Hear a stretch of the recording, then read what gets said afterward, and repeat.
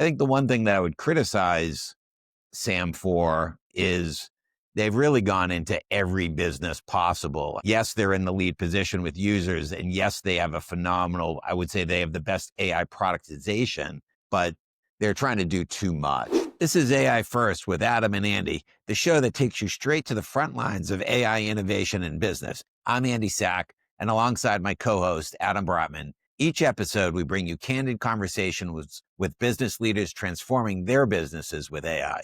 No fluff, just real talk, actionable use cases, and insights for you.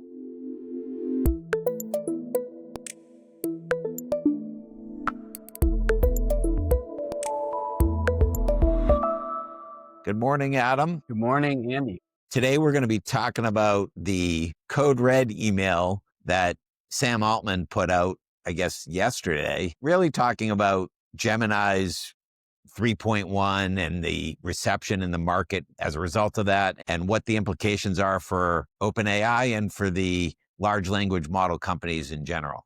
Adam, you want to tee us off?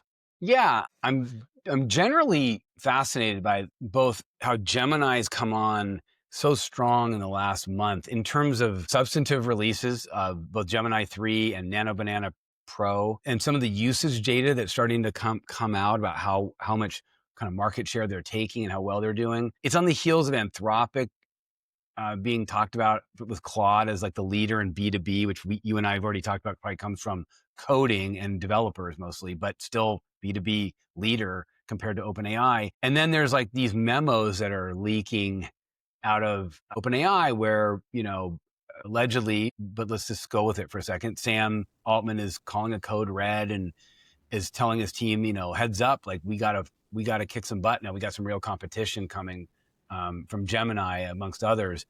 My take on it is not ready just to be like dismiss it, but I'm more on I'm still a believer in OpenAI than I'm not. And the reason I say that is that I think it's sort of like we live in this world, as you and I have talked about, where the media cycles and social media and buzz is like super important. It's kind of everything now. And this is the first time, ironically, on the 3rd year anniversary of the release of ChatGPT, it's the first time that ChatGPT sort of supremacy in the generative AI chatbot world has been seriously challenged. I think this was the moment that was the first time code reds and, we're going to have some bumpy times. And it's just interesting to watch because you're like, oh, would we have predicted that it would happen? What does it mean? My take personally is, okay, good on OpenAI for calling a code red and getting, if it's whatever you want to call it, like by circling the wagons and being like, we got some serious competition from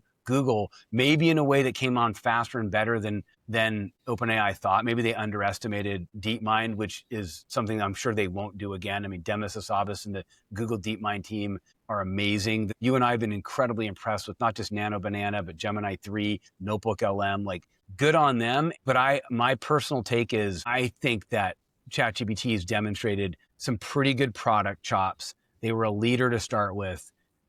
My guess is that they're going to have a comeback in the vibes world here in the not too distant future. That's my guess. What's your take? I mean, my take is that Sam's doing the right thing as CEO of OpenAI. And, in the context of the leadership position that OpenAI has, they're trying to be the for lack of a better comparison, the Google of the AI era.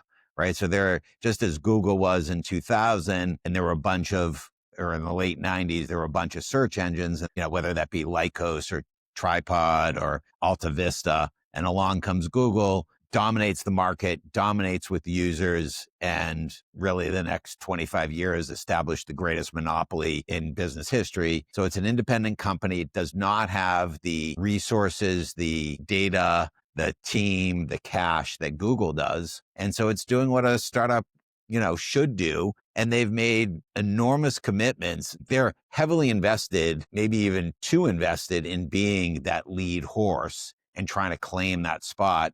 Their user numbers support that. And it really comes down to their growth, and they're driving hard to get public because they need that capital in order to maintain that number one spot. Someone's going to claim that number one spot. It might be it might be Google. The dark horse is Anthropic, but it's OpenAI's to lose, and the email is sort of, I think, trying to rally the troops at OpenAI. I think it's in the context of all their commitments. I think the one thing that I would criticize Sam for is they've really gone into every business possible. Yes, they're in the lead position with users, and yes, they have a phenomenal, I would say they have the best AI productization, but they're trying to do too much. And you can contrast that with Anthropic, which is in a similar spot as a startup in the LLM space. But they really, Anthropic, because of their scarcity of resources, has said, we're going to dominate coding.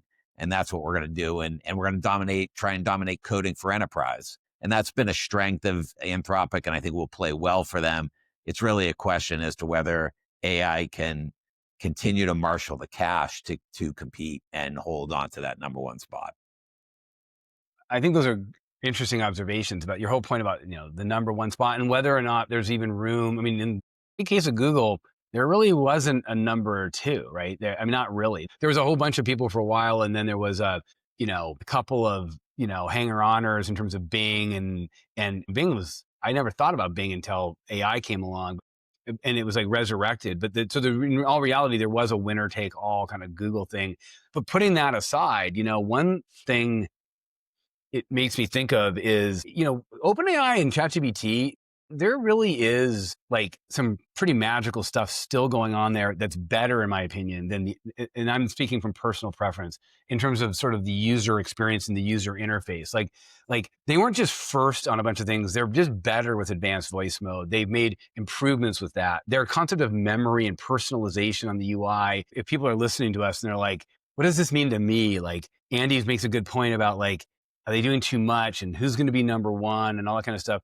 I actually think what's interesting about generative AI, Andy, and I'm curious to get your thoughts on this. Like, it's different than like a lot of other applications that we all use. We tend to have like a favorite, right? We tend to have like for like a utility application. Maybe we have Spotify. Well, that's not a good example. Maybe we have Netflix and Hulu and HBO Max. And that's an example of where you actually have multiple different stuff and you pick which ones you like for different things. But that's not a great comparison either. Most business utilities or just general, even consumer utility, you don't do more than one. You've got your favorite you don't pick multiple browsers usually. You pick one. You pick your favorite shopping sites or whatever. In this case, like I'm going to be really interested to see if we live in a world where you're splitting your time between Gemini and ChatGPT. I think the answer to that is yes. I actually think that we're going to be in a world where you turn to Gemini for some things and ChatGPT for other things. And I actually think that ChatGPT is going to have this advantage because of its UI. I believe it's sort of better at UI than the other. UI, UX, and product. I mean, I think you're right that they're releasing product and product interfaces that certainly resonate with you and I, and switching costs are pretty low and price is pretty low. So you can afford to, for business users, have both. But ultimately, as a user, you become more comfortable with one platform overall.